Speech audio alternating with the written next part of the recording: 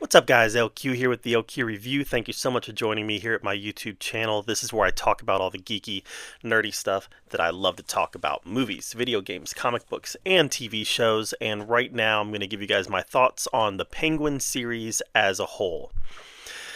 First of all, this show rocked. It was so good. I even liked it better than I liked the Batman. I thought the Batman was good, but I didn't think it was as good as the Nolan trilogy. It certainly wasn't as good as Batman Begins and The Dark Knight.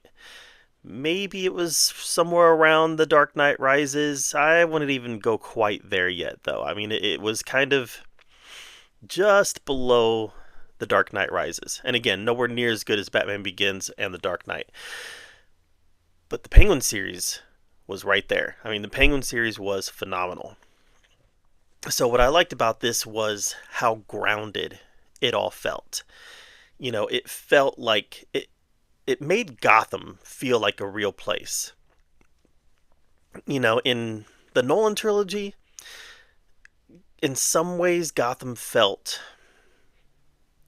too real, if that makes sense. Like you looked at it and you were like, "Oh yeah, that I've seen that place before." That's New York or wherever they filmed. I that looks like a real place. So what I mean when I say like Gotham feels too real, in some ways I feel like Gotham should be kind of a character in itself. And that was one of the only things I felt like the Nolan trilogy missed, was I didn't really feel like Gotham was its own character.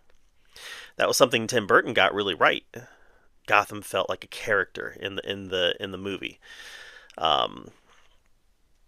So I think that the Batman had a nice blend between what Burton did and what Nolan did, and I feel like the Penguin just built on that and made it more tangible, like a character in the movie.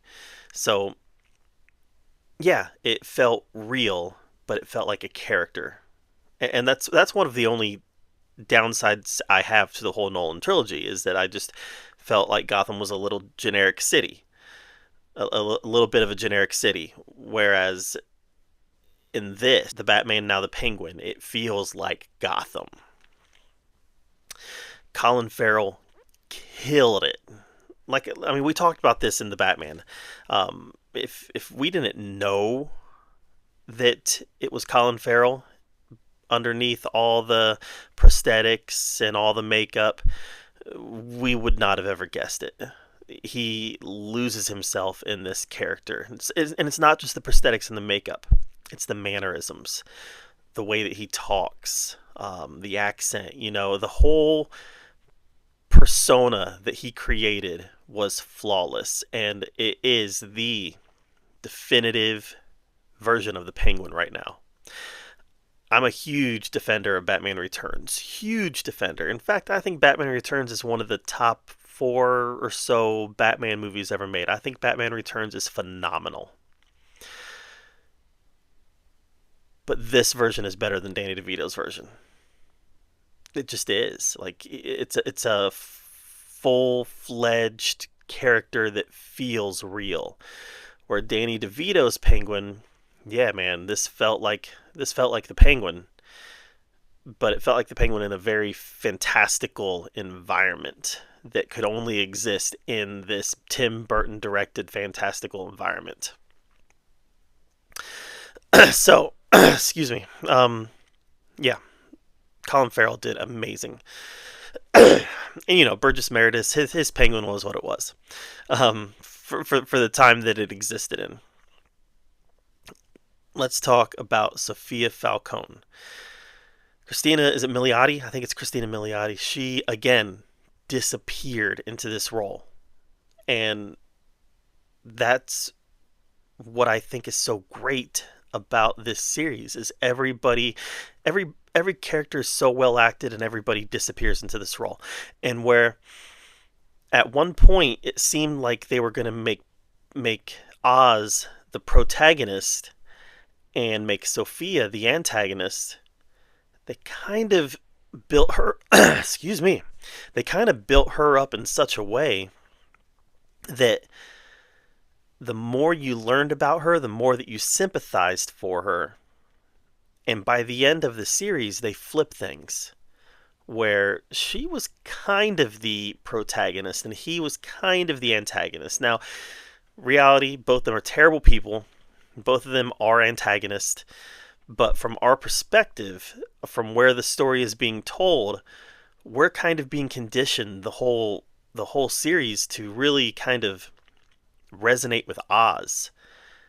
And the series does such a great job of flipping things at the end and turning him into a monster and making you sympathize with her. Even though she's done evil, she's killed her family, she's done horrible, horrible things, she's not a good person.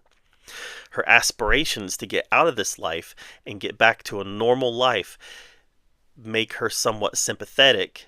And when the tables get turned on her at the end and Oz gets the upper hand, you realize that he's been the monster all along. And they put the cherry on top of the sundae and really drive that home with what happens between Oz and Vic.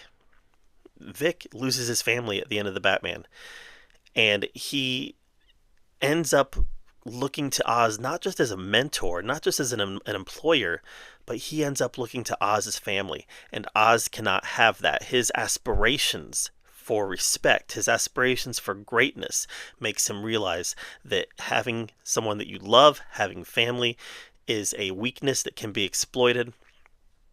So he removes that weakness from his life and kills Vic. And again, that's the moment. I remember texting my friend who was watching this movie as well, who was watching this series as well. I remember texting him because I watched it before he did, and I said, "No spoilers, but by the end you're going to hate Oz." And I did. I hated Oz. And that's what they had to do. Remember, he is a bad guy. He is a Batman villain. He is an antagonist. And if they're going to have him continue on, and it sounds like he's going to be in Batman 2 and Batman 3, if they're going to have him continue on and become one of the primary antagonists of this series of movies and shows, they have to make you not like him. And they did that. And it was brilliant. So I couldn't get enough. I was so sad when this was over. So sad when this was over because I wanted it to keep going. But the good news is he is going to be in the Batman 2 whenever that happens. My goodness, how long is this going to take? Come on, Matt Reeves. But yeah, this was a great, great series. Might be my favorite series of 2024. That's how good it was. So let me know. Oh, I didn't even talk about him and his relationship with his mom. Oh my goodness. There's like little hints of Norman Bates in there, right? Little nuggets of Norman Bates dropped in there. The way that he loves and reveres his mother, and even at the end when he has his prostitute girlfriend dress up like his mom, just so he can hear that he got respect and that she was proud of him, even though she's a vegetable in the other room. He wanted to hear it. Like I said, some weird. I just did my best Rachel Zegler there. Weird. Some really weird drops of Norman Bates. And it was fantastic. So I loved it. Let me know what you thought of the Penguin in the comments down below. While you're down there commenting, subscribe to my channel. And until next time, we'll see you guys later.